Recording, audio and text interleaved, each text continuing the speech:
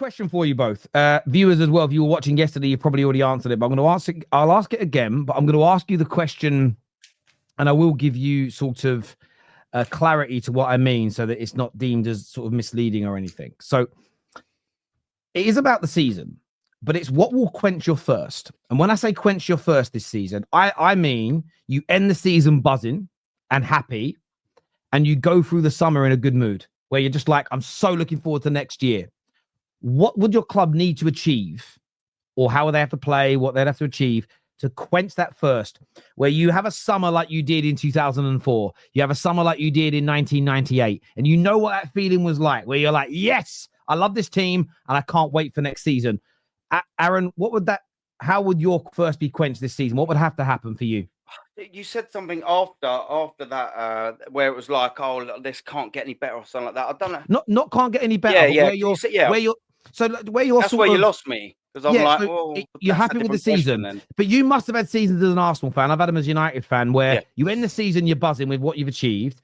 And 20 years ago, yeah, and you can't wait. And you can't wait for the season to begin. You're not sort of like, oh, I'm dreading it, I don't know what's going to happen. Like, what would quench your thirst and just make you completely happy as an Arsenal fan this summer? What would have to happen this season? This season, I mean, it's obviously, it goes without saying, it has to be at least one of the big boys, doesn't it? I mean, like, I've seen Arsenal. I'm old, and I think I was 16, wearing that bad boy behind me. When we won the Invincible in 2004. So I've seen that. I'd love a league title. If you asked me which one I'd want, the Champions League, purely because we've never done it. I actually think the Premier League's harder to win. I do, and I think that would show a better team, to be fair. But I want the Champions League, man. 140 years it will be this season coming into that we've never won it. So yeah, man. I mean, this is where I'm not sure of the question, because whilst that would quench my thirst, winning the Champions League for the first time, I'll be absolutely buzzing. I can't lie. I still don't think I'll be going into the season after going, I can't fucking wait. It depends. By the way, let me preface it again, right? So you don't need, you're happy forever and you never criticize anything again. It's just for the, what would make you have, as a football fan, I fucking love what we achieved, and I can't wait to see us kick a ball again next year. I'm confident about the season. What would have to happen for you to feel that way? Yeah, I mean, it's got to be success at the highest tier. I mean, if we won a double again, like I've seen us do 98 and 02, that'd be fantastic. I think a domestic double would be really good. That tells you I mean, without shadow of a doubt, the best team in England. Let's get that absolutely right. I probably would be. Yeah, I mean, if you're in the Premier League, you're winning after the 38 games and you're winning the FA Cup, you're probably the best team. Yeah, that probably, and I would be going into next season going, do you know what? Yeah, we're actually the real deal now. So yeah, it would be that. The Champions League, maybe to contradict myself a little bit, less so, because I don't think you have to be the best team. You can have a good draw. You can have a good decision go your way. Things can just happen. Maybe you might just be phenomenal and splits it the whole way through. So yeah, if you were to now say, and then look forward to next season, I'd probably say the Premier League and maybe the FA Cup, because I'm like, yeah, you're the best team in England, man. Like, surely then that would set a precedent saying you should be there or thereabouts for the next season, surely. So yeah, I'll go with that. That for me, I would be, obviously, I'd be double happy with either the big boys. But if we was to win the Premier League in that, yeah, I'm happy with that answer. Yeah. I think that'd be a fantastic thing for Arsenal fans. You're going in there as the best team in England. Surely you should be then probably looking forward to the next season, barring no horrendous sales and all of that crap. You know what I mean? We're not talking about that, but yeah, that's for me. Domestic double would be absolutely unbelievable, man. How about yourself, Aaron? What is it for you? What's the Utopia vision for the next 12 months? It has to be the Premier League for me is the holy grail. Now, like Aaron said, of course, I would actually choose the Champions League only for the fact because we've never won it, right? But I think the Premier League is your bread and butter, and it shows, like Aaron was saying, it's harder to win and it shows more where you are. I think the way to do it is to win the Premier League, and then you can go on and push and say, you know what, I'm excited. We can win the Champions League. You know, if we were to win the Premier League next season, you go into the next season and say, we could actually go and win the Champions League. So, I mean, Liverpool did it the other way around. They went close with the Premier League and then they won the Champions League. And then the year later, they won the Premier League. So, I mean, if you're winning Champions League, I think you're going to be going for league titles. But like Aaron said, some Chelsea finished 4th and finished 6th and won the Champions League. Liverpool obviously famously won it in Istanbul when they finished 5th. So you can get a lucky run and win the Champions League sometimes. But look, give me either of them, the Premier League or the Champions League. You're never going to take the smile off my face. Not for a good whole year anyway, at least. That would be the dream. In 1998 is the first season I can remember as a child, 6 years old, watching football in the toilet and pub with my dad and all his mates. And like Aaron was saying, the double, Arsenal were the only club, I think, to win it 3 times. 71, 98, 2002.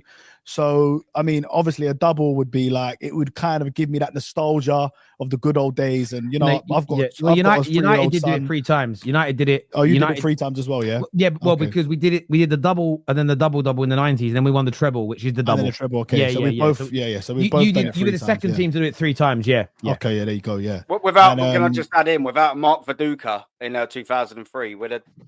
Yeah, I know. I remember that game. I remember that game. Yeah, mate. That's the thing. Our clubs back in that era. I mean, Man United were in the. Let me ask you this. Yeah, go on. Terry, how many points did Man United win the league with in 1999?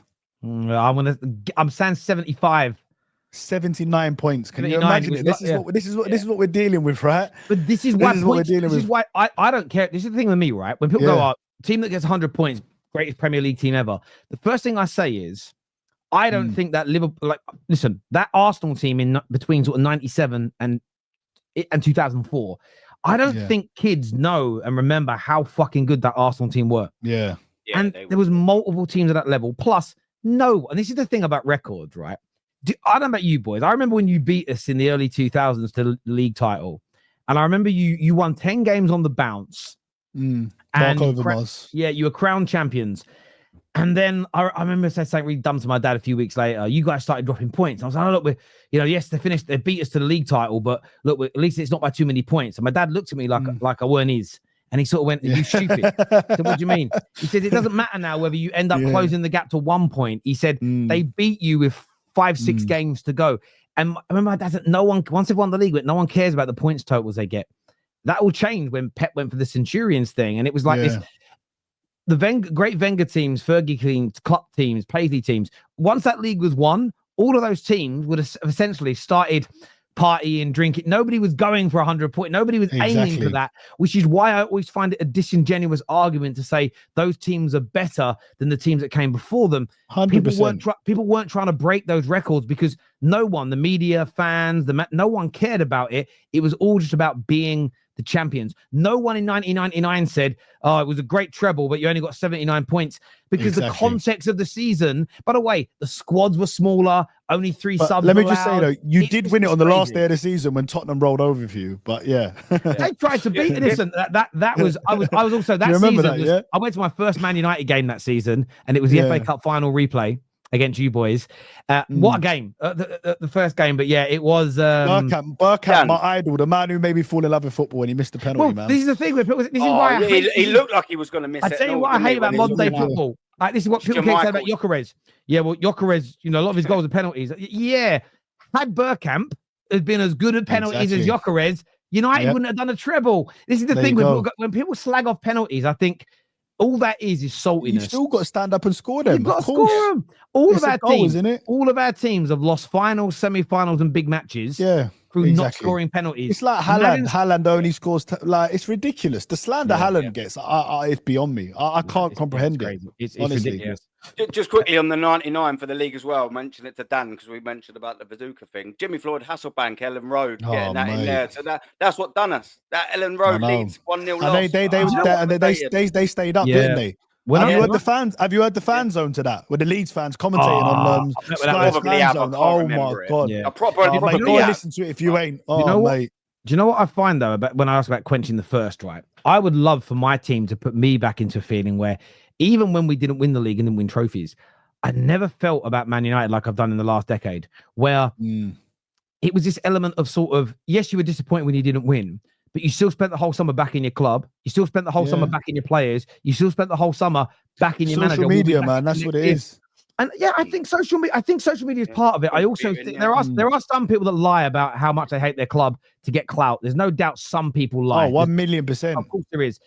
Equally though, I think that era, Man United fans, well, my age group had never been through what we've been through in the last decade. So you do feel differently about your club when they've been poor, especially when you've spent what we've spent. You know, we've spent 3 times as much money in the last 12 years as Fergie did in 25 years, and we ain't challenged for a league title. So I think all these things come in. Guna Nick here says, off topic a bit, but it's funny how the new Gyökeres 2 goals against top flight stats, false, and only scored against bottom half teams. Criticism completely disproves he only scores on transition.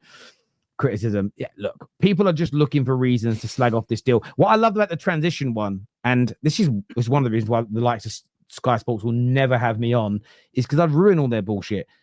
The Premier League has, per game, on average, 3 more transition attacks than the Portuguese league. So therefore, if Gyökeres is only good at transitions, well, he'll be more successful in England than he will Portugal when there's more transitional attacks. But they leave out that information. They did it years ago with the Pogba walking stat. Okay, yeah, he walks around for 20 minutes. But how does that compare to every other midfielder? We don't know whether it's good or bad unless you give us the context of a statistic. Yeah. Oh, this player, you know, oh my God, your striker's only got a 20% conversion rate. Well, Lionel Messi's conversion rate his whole career was 16%. Show me more. What's funny about that stat, yeah, right? Yeah. Man United fans and Tottenham fans in the group chat earlier were like, to me, 2 Man United fans and a Tottenham fan were like, he only scores against bottom half teams. I'm like, well, that's good then. He's going to score against you, like, isn't he? Very true. Boys, it's been absolutely great talking to you guys today.